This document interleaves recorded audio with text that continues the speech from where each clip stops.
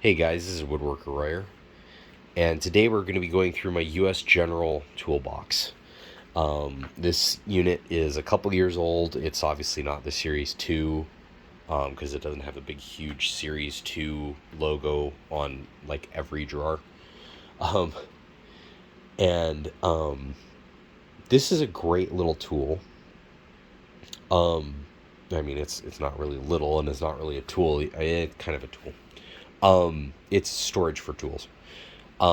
This is by far the best value, um, probably still, but certainly when I bought it, it was by far the best value for the money. The best craftsmanship, the best metal, or well, not the best metal, but the heaviest gauge steel, and the best construction of any toolbox, probably under $1,000. This one was, I think, 400. Um, Milwaukee, Cobalt, Craftsman, Husky, whatever Menards brand, and some others. The cheap ones that you see in a big box store anywhere across the country are junk, frankly. Um, except this one. I don't know if Harbor Freight really counts as a big box store, but anyway, they're junk. They are. Some people like them, some people use them. I have a workbench that's made by Husky. I think it's fine. The drawers aren't very good on it. They're not nearly as good as these. Um, and I mean, like the drawers with, I don't know, maybe 10 pounds of stuff in it isn't as smooth as this drawer with like 100 pounds of stuff in it. That granted, that has two probably much heavier duty sliders on it, but I don't care. Two sets of sliders, I should say. Um, but that's beside the point. It This is like by far the best quality. It's got basically 2x4s of steel on the bottom. It's not solid. It's bent, but 2x4 sized channels of steel that go under where the wheels are. So it's incredibly solid. It's got riv nuts where other places basically use, forget what they use. It's not as strong. Anyway, this one is like really, really well made. I think they rivet the other one, like the wheels on the other ones. I think they rivet them on or something, or it's like stamped something or other and whatever. This is like way stronger and better made. And if you take a caliper, um, which I did, I took a caliper and I measured the thickness of the steel with the paint on this as well as the ones from Husky, Milwaukee. I didn't look at Lowe's because I didn't see anything there that was that great at the time. Um, and this was by far thicker. Now, I'm not going to say that they didn't add paint to this to make it thicker. I kind of doubt it because paint isn't cheap. Probably cheaper than steel. But I kind of feel like if they're going to cheap out to that degree, like if they're going to go to that extent to cheap out on the thing, they're not going to be doing that well on the sliding. I mean, the drawers in this are so much smoother than the Husky that I have was out of the box. And these are like 2 years old. Um, they're smoother than that. They're smoother than anything that I tested at Home Depot, and I tested a few of them. It wasn't just like, oh, I found this one and it might have been a lemon. I went around and I messed with a bunch of them. So this is a real good toolbox. Anyway, so this is a 44-inch U.S. General box. Yukon, by the way, if you're shopping at Harbor Freight, Yukon is not the same thing as U.S. General. U.S. General is the one that's good. Yukon is basically Husky quality. That's kind of what they're pushing now with the sale stuff. It's always on Yukon. I think it's a 46-inch one or whatever. Not the same quality. Or at least it wasn't when I looked at it. I actually haven't looked at the newer ones now. But I assume that it hasn't changed. Of course, everything else has changed in 2 years, so who knows? But anyway, um, I highly doubt that it's changed. Let's put it that way. Um, so to start out, I've got this little magnet tray here. I used to have a little propane torch tank right there. Obviously, I still have the head for it and everything, but I got rid of it. It started leaking, and I kind of figured that I didn't want that in my shop, leaking propane randomly. So it's gone. Um, and no, I didn't put it in the trash or anything like that. Um, anyway, so I'm just going to close this and we'll go through this thing as we get to it. So, starting down here, and I'm going to do a video on some of these tools individually. Specifically this one. This is a tap drill. And it uses these things. It's not an impact. These are impact rated, supposedly. I don't know why anybody'd use it for that, but it uses those. It's basically a twist drill with cutters cut on it so it can tap things as well. And it only holds square taps, which kind of makes those useless for it. And now that I think about it, actually I may be wrong. It looks like it's got 6 teeth in there, so who knows what it holds. But anyway, I keep those in there. So that's that. I want to do a video on that. It's a really cool thing. I forget if it's what brand it is. Black & Decker. I mean, a stupid stiff trigger there. You can tell that this is probably not the original cord. We've got some, redneck engineering fatigue guard, which looks like it, worked pretty well. That I think I got that for like $15 or something. I've never used it. It does work, but I've never used it. I kind of upset at that.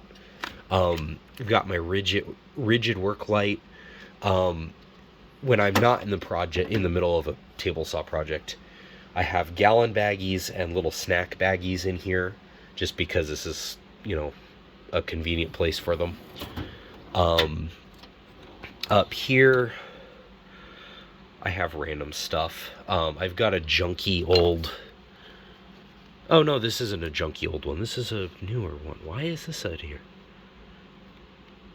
Oh, this is... Never mind. This is my corner clamp. Okay. Thought that was just a ratchet strap, and I was like, why on earth is that in here? So ratchet strap, basically a big set of welding vice grip things. A waste of $40 right there, that Craig thing. It's not really strictly a waste of $40. It's just like you need more than one of those if you do anything large, and they're $40 a piece, which is stupid. If you do a lot of pocket holes, there's a lot better ways that you can clamp things than those. And you just needed like a dowel and a drill press to like put an angled hole in something, and you can use a regular clamp and it would work fine. If you want to use that, you can. It does work. I don't really like it because you can't really... It's got a tension adjuster, but you can't really adjust anything with it. It's just kind of... It seems like it's on or it's off, and that's it. And that wheel does nothing, in my experience. Got my Milwaukee staple gun here. It does supposedly do nails, but I don't know why anybody would do that with this. I've got other tools for that. That's a part of my table saw. That's an empty thing of gloves. Isn't that exciting? Speaking of gloves, all the gloves and some of the safety glasses that I have so many pairs of safety glasses, but I never take them off when I'm in the shop. I take them off after I leave the room. And so they never find their way back into the drawer. So I just constantly buy more, and then I find 20 of them in my room or whatever, so it's just weird. I've got these kind of heavy duty gloves. I don't know if they're really heavy duty. They feel a little bit thicker than these. I don't know. They fit better, I will say, than these. But I honestly, it doesn't say how many ply they are or whatever, or mil. So who knows? These are 5 mil. I think these are $7 at Harbor Freight. If you find them on sale with a coupon, buy them. They're great. They're better quality than the grip right gloves from Home Depot, or the Grease Monkey for that matter. They're better quality than that, and they're half the price for the same size box. I mean, it's actually a thicker box, but same amount of gloves. And they actually have them in extra large, which the other ones don't even give you a size. They just say, hey, one size fits all. One size does not fit all. Doesn't fit all.